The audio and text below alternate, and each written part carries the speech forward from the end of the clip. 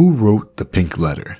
This question has become one of the biggest topics of debate among fans of George R.R. Martin's fantasy series, A Song of Ice and Fire, for the last half-decade or so. Unless I'm mistaken, this debate began with a hardcore fan, a very well-versed book reader, the YouTuber Preston Jacobs. He proposed that Ramsay did not write the Pink Letter, but rather, Mance Rayder did.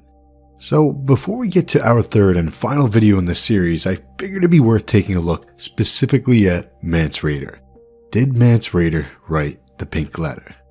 As the very first words of Book 1 state, we should start back. Let's go back to the beginning. Who is Mance Rayder? How did he get to the spot that he's in at the time of the Pink Letter? And why would he have deceptively written this letter? In short, allegedly, Mance Rayder is a former brother of the Night's Watch. Mance Rayder was a crow. But that life was not for him. He wanted to be free. So Mance abandoned his watch, he went north, and he joined the Free Folk. Among the Free Folk, Mance took on a new watch. It's unclear as to how many years ago this began, but at some point, Mance Rayder learned about or came across the Others, a growing army of the dead. And it is implied that Mance tried to fight them, but regrettably, he could not beat them. Mance spent years assembling his people. He won one village with sweet words, and another with a song, and a third with the edge of his sword. Mance united the Free Folk. He became king beyond the wall, not to rule, but to lead hundreds of thousands of Free Folk down south of the wall. According to Mance himself, he did not come south to conquer. He came south with his tail between his legs to hide behind your wall. So that's what he did. He spent years uniting the Free Folk, then led them south to Castle Black. There they fought. Let's kill some crows! Many Free Folk and many brothers of the Night's Watch died. Mammoths died, giants died. But Mance knew that the Night's Watch was too few, and the Free Folk too many. He could continue to fight at Castle Black and still send 10,000 men to cross the Bay of Seals on rafts. He could take Eastwatch from the rear, and he could storm the Shadow Tower too. Mance knew the approaches as well as any man alive. He could send men and mammoths to dig out the gates of the castles that the Night's Watch had abandoned. He could do that simultaneously to all of them at once.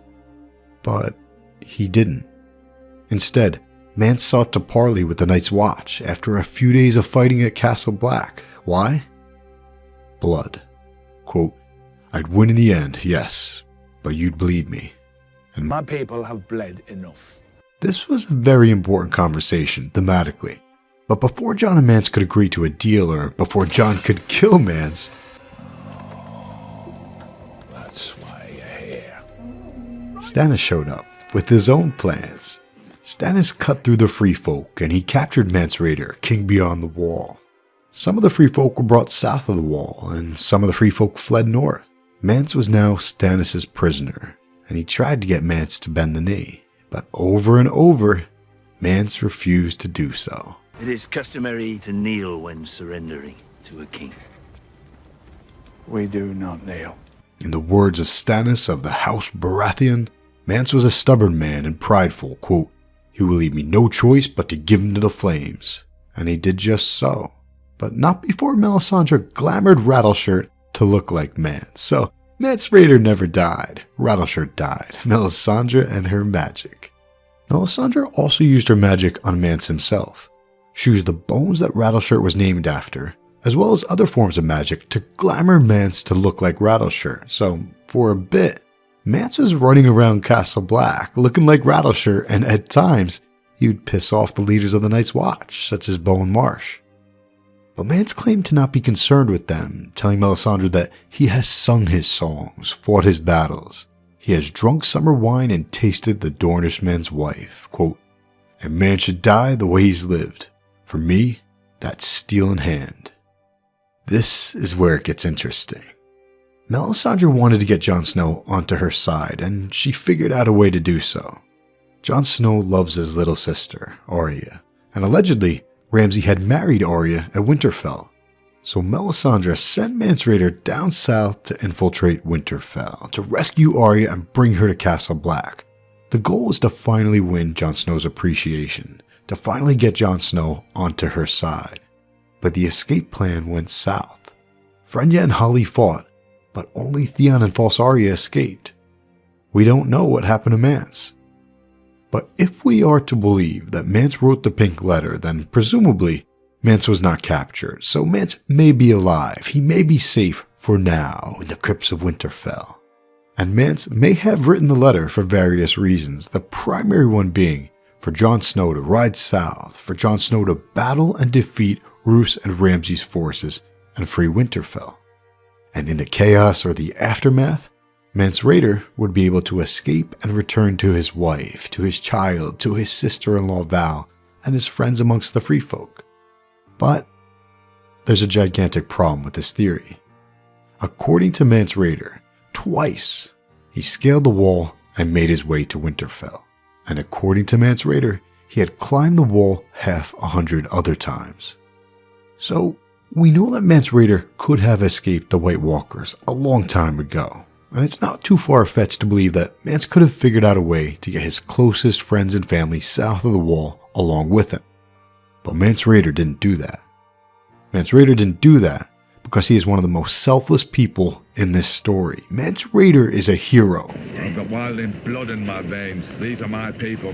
According to Corrin Halfhand, Mance Rayder, he was the best of us. Who would disagree? For years, Mance risked his own life and he risked his family's life for the sake of hundreds of thousands of free folk, strangers. Mance spent years fighting to unify the free folk, years north of the wall in danger of the others. Why? Like we said earlier, Mance had left the Night's Watch, but he had taken up a new watch. Mance had truly become the shield that guards the realms of men. And that shield regretfully came to believe that the only way for the free folk to survive was to get south of the wall. Some of the free folk are now south of the wall, but many more are not. So we've got thousands of free folk here at Castle Black, and thousands more spread out north of the wall. And Mance knows two things. First off, many of the Night's Watch are prejudiced bastards. They do not care about the free folk. Second, Lord Commander Jon Snow is one of the only exceptions. And Mance knows that if Jon Snow were to leave Castle Black, then no other free folk would be allowed to come south of the wall. And if Jon Snow were to leave Castle Black, even the free folk who were already south of the wall, their lives would be in danger, including his sister-in-law Val, his own wife, and his child. If Mance was hiding in Winterfell and he wanted to escape, he would just go for it.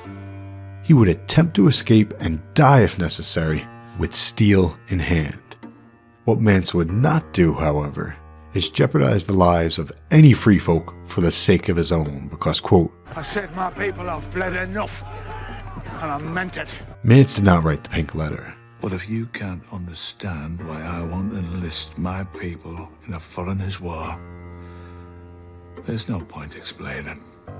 I don't want them bleeding for Stannis Baratheon either.